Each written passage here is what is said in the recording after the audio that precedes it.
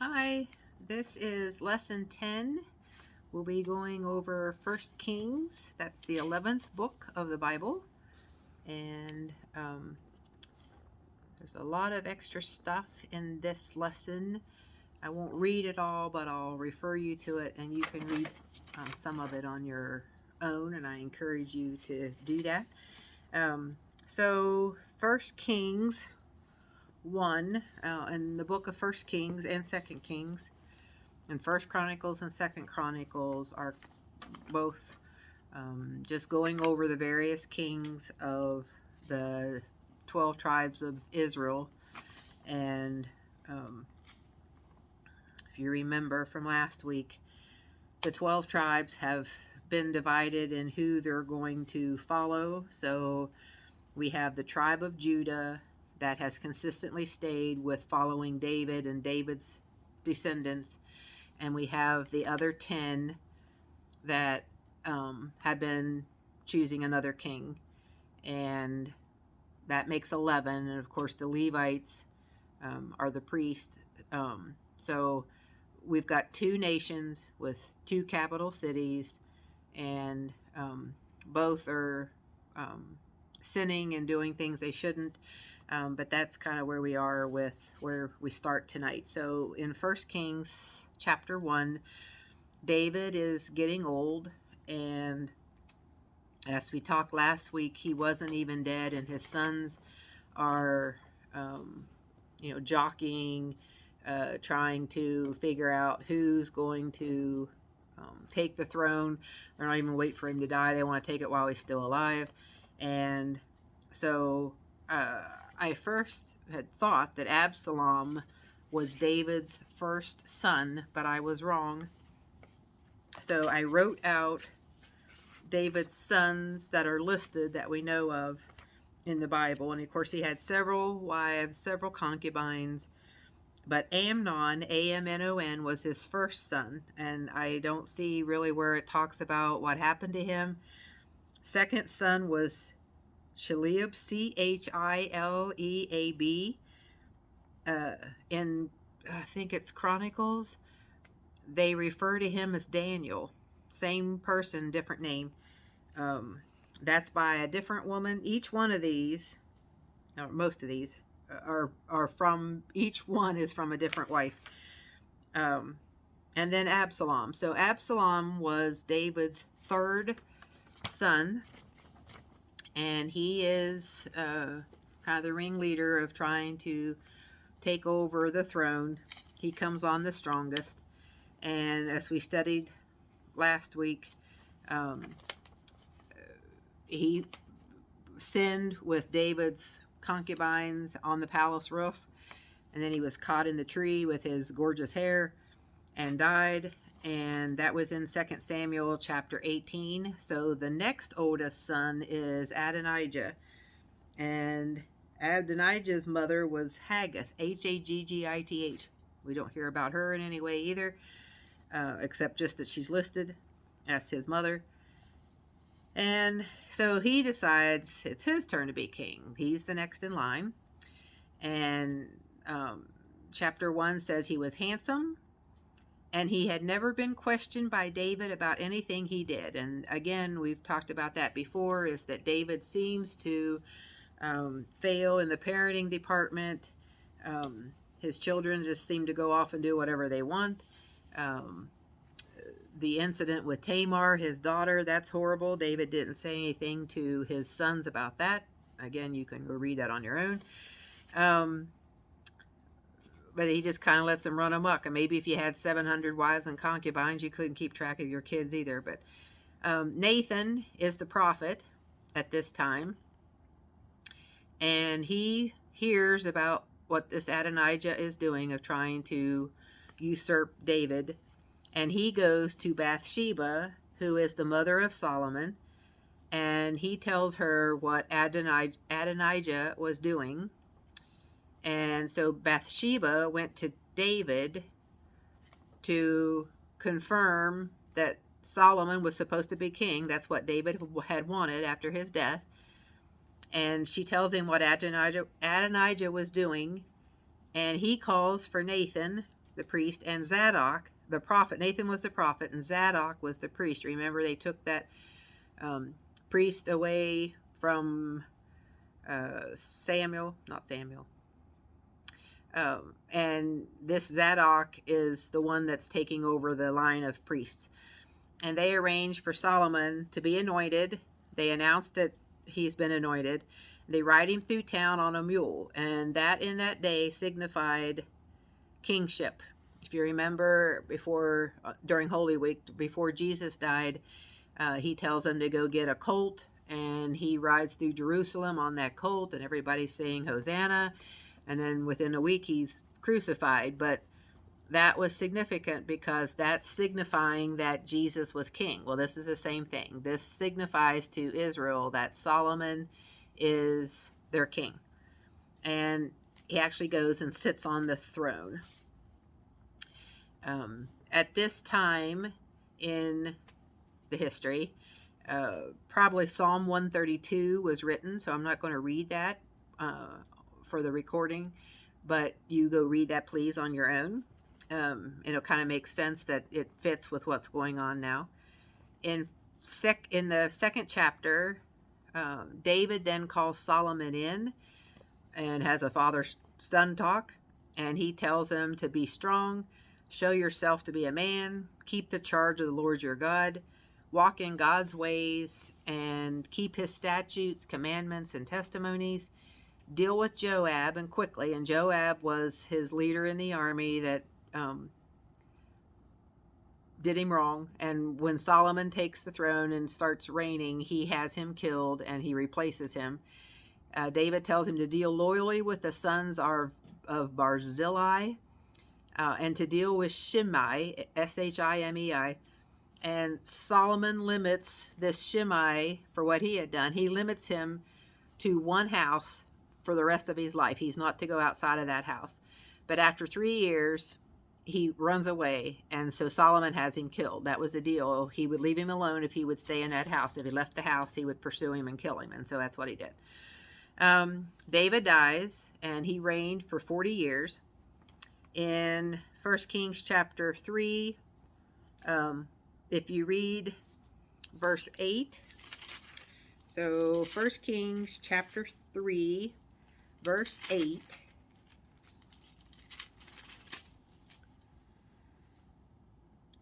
it says, and your servant is in the midst of your people whom you have chosen, a great people, too many to be numbered or counted for multitude.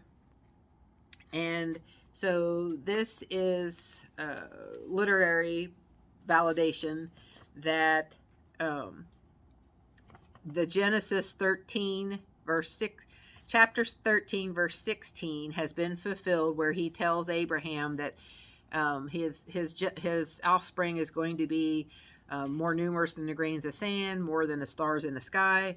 And so by the time that Solomon is king, he's saying they can't even count how many people they have. So that's fulfillment of that promise in Genesis. Solomon has a dream, and he loved God, but he made a marriage alliance by marrying the Pharaoh's daughter. Solomon did. God appears to Solomon in a dream and asks him what he wants. And Solomon asks for wisdom. And if you would also flip over to Proverbs 2, and remember that Solomon wrote some of the Psalms. He wrote the Proverbs. He wrote the Song of Solomon. He probably wrote Ecclesiastes. So he was quite the reader. But if you read Proverbs chapter 2, it reads, my son, if you receive my words and treasure up my commandments with you, making your ear attentive to wisdom and inclining your heart to understanding, yes, if you call out for insight and raise your voice for understanding, if you seek it like silver and search for it as for hidden treasures, then you will understand the fear of the Lord and find the knowledge of God. For the Lord gives wisdom. From his mouth comes knowledge and understanding. He stores up sound wisdom for the upright. He is a shield to those who walk in integrity, guarding the paths of justice. And then it reads on. But you could kind of see that Solomon would write that after receiving this great gift from God of wisdom. And because his wish was not for riches or fame or something else, but for wisdom to be a good ruler, because that wasn't selfish, God gives him wisdom and riches and honor and long life as long as he continues to be obedient to God. And there's that little catch. And again, if you read James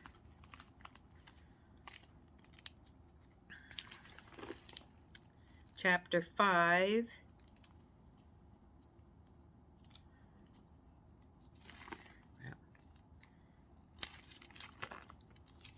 chapter 1, verse 5. I can't read my own writing. James chapter 1, verse 5. If any of you lacks wisdom, let him ask God, who gives generously to all without reproach, and it will be given him. Just interesting that the New Testament is kind of saying the same thing. If you ask for wisdom, God will give it to you. And also Ecclesiastes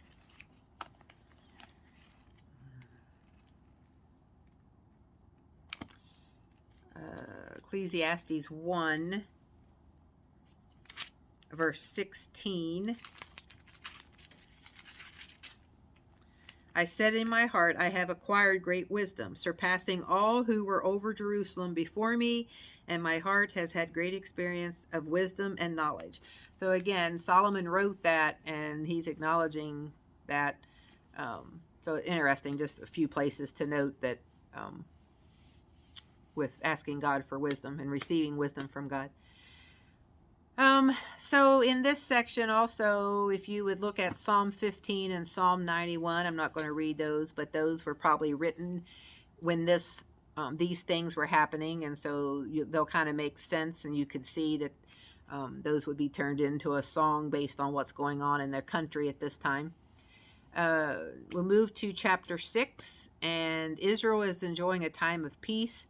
So Solomon decides to begin building the temple. David wanted to. He was told no by God. God said that his son would do it. Solomon's going to take on this task of building the temple. And also, if you look at 1 Kings chapter 4, take a slight detour before we get into chapter 6, but chapter 4 verse 20 says, Judah and Israel were as many as sand by the sea. And again, that goes back to that promise in Genesis to Abraham.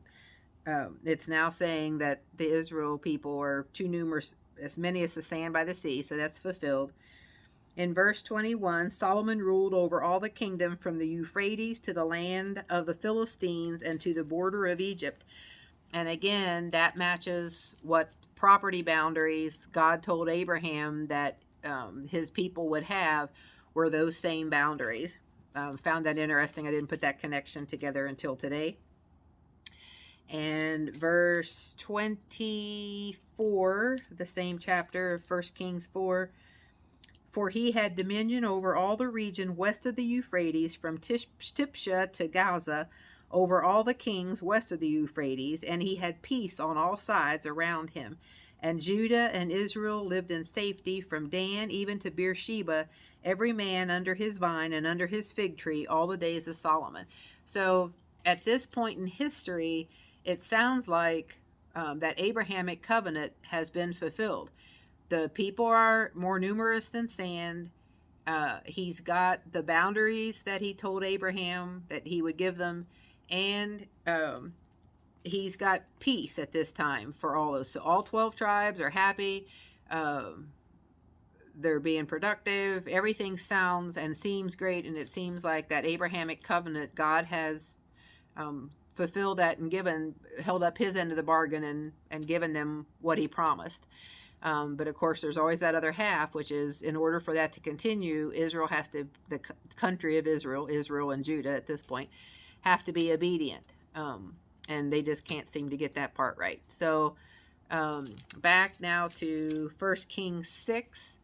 I want to read verse 11. And it reads, "Now the word of the Lord came to Solomon. Concerning this house that you are building, if you walk in my statutes and obey my rules and keep all my commandments and walk in them, then I will establish my word with you, which I spoke to David your father. And I will dwell among the children of Israel and will not forsake my people Israel." He's again telling him, as long as you are obedient, things are going to be great. He's given him a warning. And it's interesting, I thought, that it took 7 years to build this temple, which is a long time. But it took him, he spent twice as much on his palace, but we'll get to that later.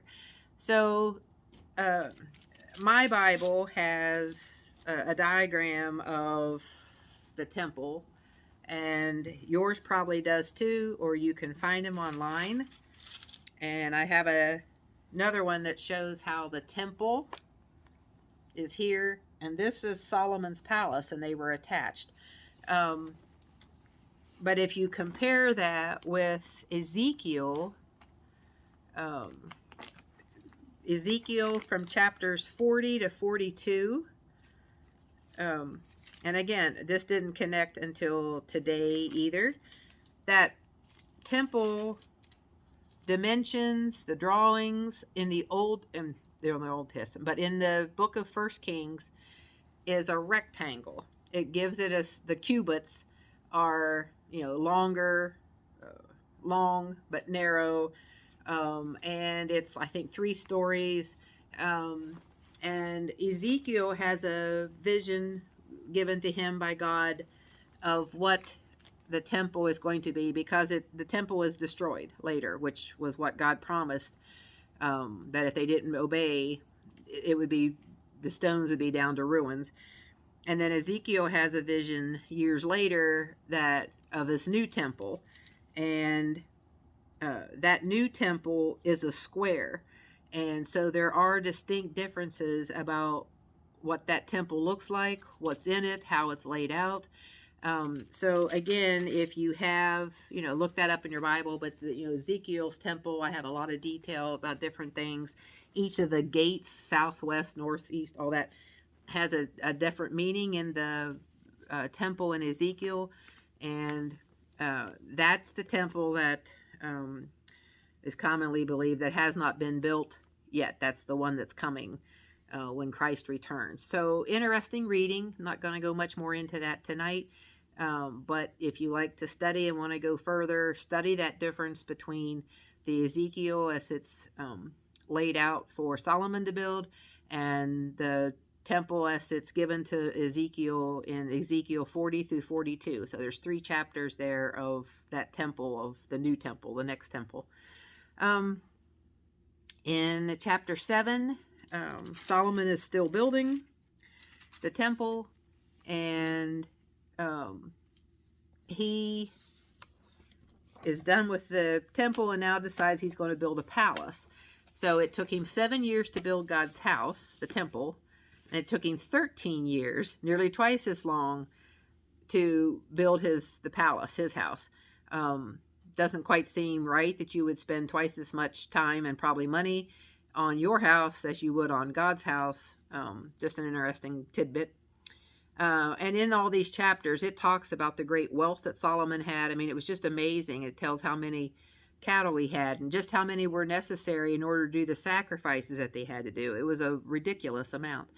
In chapter 8, he then says he wants the Ark of the Covenant moved into this temple, and that's done. And then the Bible states that the glory of the Lord filled the temple, and that signifies that God is dwelling there in that temple amongst the people. So that was a big deal, that for the people to see that. And Israel has a party that lasts for 7 days. You can read all about that. It goes on and on and on. And also read Psalm 106 and 119, because they were probably written to celebrate this occasion of building this temple and God having a house and the party and all that. So read that for context. Chapter 9, God appears to Solomon a second time. The first time he appeared and asked him what he wanted. as he took on the throne, and now he's appearing to him a second time, and he has the temple consecrated, and God tells him he'll put his name there forever. And he tells him again, if you walk with me as David did, I will establish your royal throne over Israel forever. Turn aside from me and serve and worship other gods, and this is what's going to happen. Israel will be cut off from the land. And if you read 2 Kings chapter 17, verse 23, and chapter 25, verses 21 in 2 Kings. So 2 Kings chapter 17, verse 23, and 2 Kings chapter 25, verse 2, this was fulfilled. Israel has been cut off from the land. They were taken as slaves. They were exiled from the Holy Land, the Promised Land. So that didn't take long for this to go horribly wrong. The temple will be cast out of the land. Israel will become a proverb and a byword to all peoples. That we can't really say that, but we talk about Israel today. And the temple will become a heap of ruins, and that's what I was talking about. So the foreign country comes in, takes the people captive, tear down the temple. It's all in ruins. And so this was directly because Solomon did not walk with as David had, and he did not, his weakness was women. And that's in chapter 11. But before we get there, for this section of what happened in history, if you read Psalm 72, that will talk about this. With if you follow me, this is what will happen, and if you don't follow me, this is what's going to happen. So in 1 Kings 11, Solomon's weakness was foreign women. He married daughters of foreign leaders. He married all kinds of women that were not Israel women. And as he got older, he abandoned God's laws and began worshiping their gods. So it wasn't just that he let them worship, but he himself became a worshiper of something other than God. God is angry, of course, and he tells him that God will tear the kingdom away from Solomon's son. So he's going to let Solomon finish his reign, but when Solomon's son is on the throne, the kingship's going to be taken away. He will keep one tribe for the line of David, because he promised David that he would always have, somebody in that lineage. And a prophet tells Jeroboam, who was the son, that he'll be king over 10 of Israel's tribes. And Solomon's son will retain kingship over Judah and the tribe of Benjamin. And Solomon reigned for 40 years. And then Rehoboam takes over for that piece. So that's the Judah piece. This is where it starts getting crazy, because we start talking about each of the kings for the two nations. So in chapter 13 then, Jeroboam makes a new place for the 10 tribes of Israel to worship. So remember, the 10 tribes we're going to refer to as Israel, and the other nation is just going to be Judah.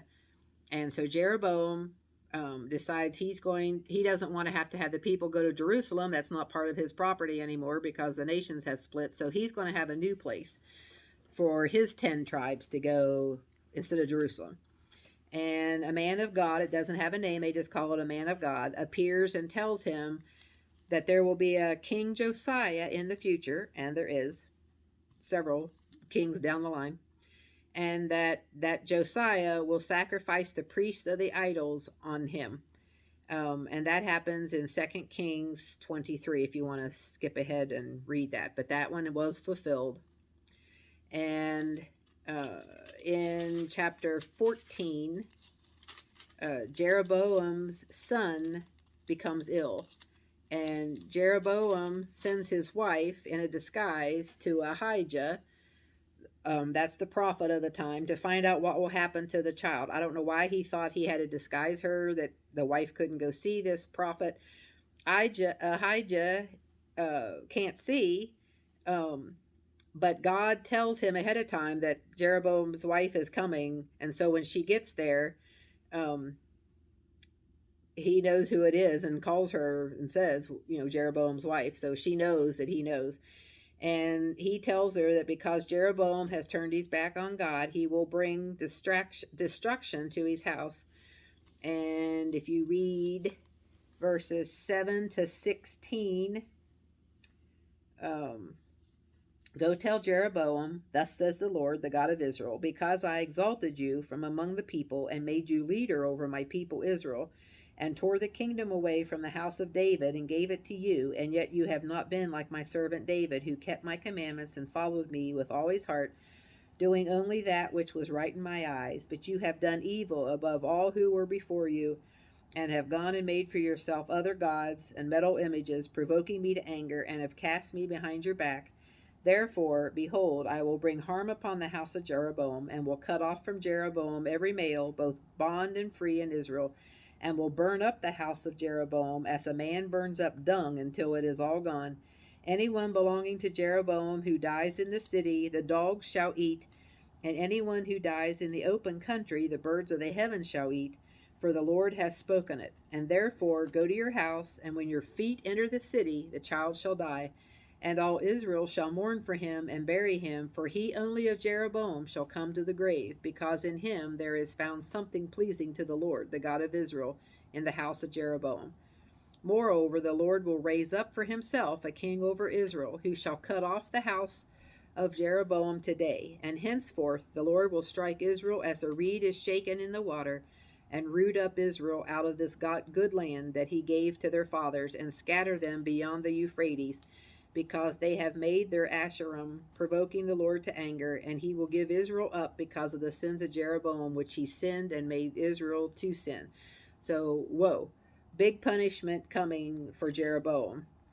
And the child does die in verse 17. And Jeroboam's dynasty is annihilated in 1 Kings 15. So that's the next chapter we're going to read. In verses 29 and 30 of chapter 15, as soon as he was king, this Baasha, we're going to talk about him, he killed all the house of Jeroboam, and he left to the house of Jeroboam not one that breathed until he had destroyed it, according to the word of the Lord that he spoke by his servant Ahijah the Shilonite. And that's that prophet that we just read about. And it was for the sins of Jeroboam that he sinned, and that he made Israel to sin, and because of the anger to which he provoked the Lord, the God of Israel. So, God made a promise, and that one's fulfilled quickly. And Jeroboam dies, and he had reigned 22 years. And meanwhile, in the other kingdom, Judah, Rehoboam, Solomon's son, reigned for 17 years. Judah committed more sins than all that their fathers had done. And that's saying something pretty big, I think. And Egypt attacks Jerusalem and takes away all of the treasures of the house of the Lord and the palace. And the two kingdoms of Israel's fight continually. They're at war with each other, which is really sad. Rehoboam dies, and Abijam takes his place. Chapter 15. Abijam reigns 3 years. He was not wholly true to God. He dies, and Asa takes his place. He reigned 41 years, and he was a good king. That's good.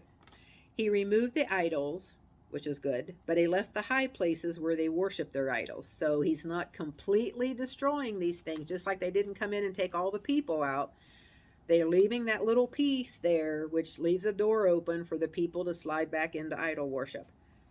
Nadab, Jeroboam's son, took over the reign of Israel after Jeroboam died, and he reigned 2 years, and he was evil. He was killed by Baasha, and Baasha kills all the house of Jeroboam, which is what I just read, which fulfilled the prophecy in 1 Kings 14. The two nations continue to war with each other.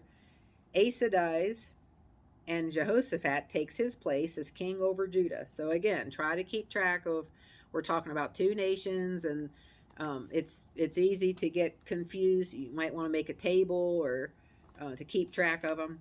My Bible has a table in it. Maybe yours does too.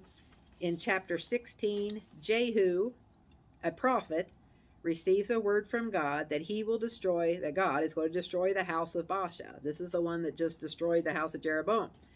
Baasha dies, and Elah, E-L-A-H, takes his place as king over Israel. That's the 10 tribes. He reigns for 2 years. His servant conspired against him and struck him down when he was drunk. Sorry. And this servant, Zimri, that's the one who was conspiring, took over as king. He just makes himself king, the servant. He struck down all the house of Baasha, as prophesied. No male survived.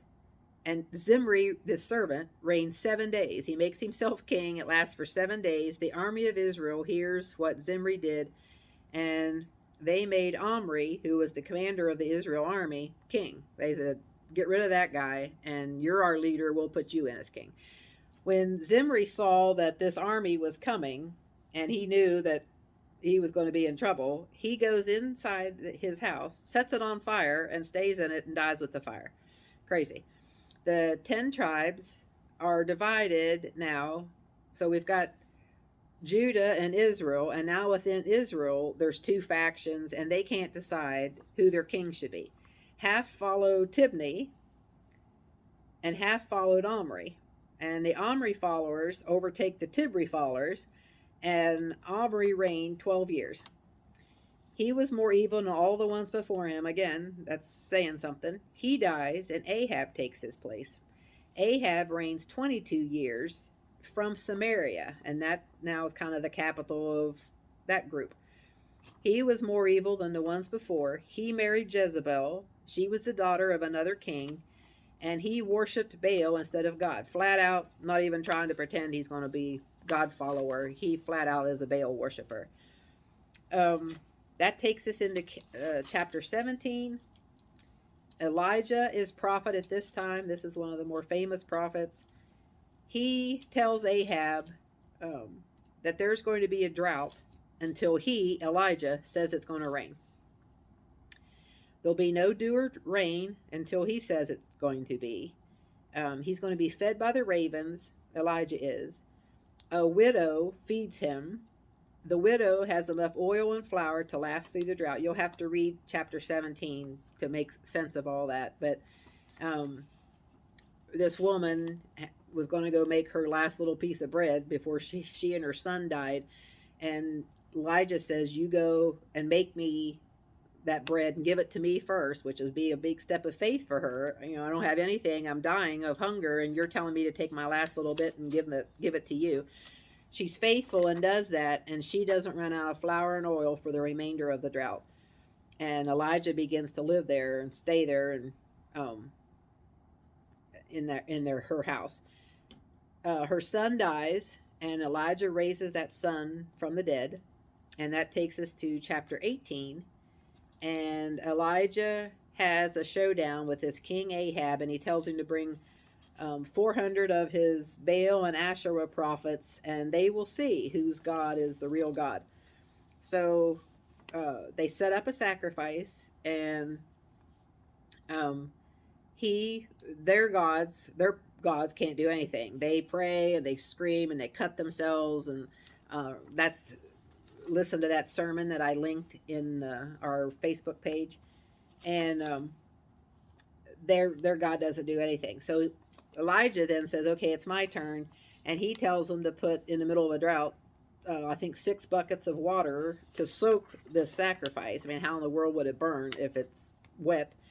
And then he prays, and fire comes down, burns up not just the meat on the sacrifice, but the wood, and I think even the stones that it was on. It's obliterated.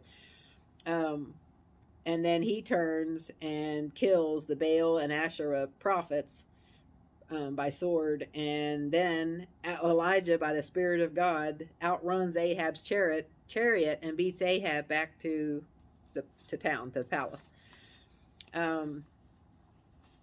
That takes us to chapter 19, and after having this fantastic display of how God is God, he's in control, Elijah faces down all these prophets and the king and these people that wanted to kill him, and Jezebel, the wife, threatens Elijah, and now all of a sudden he runs away to Beersheba, which was in Judah's territory. And just like, David, when his son turned on him, he ran.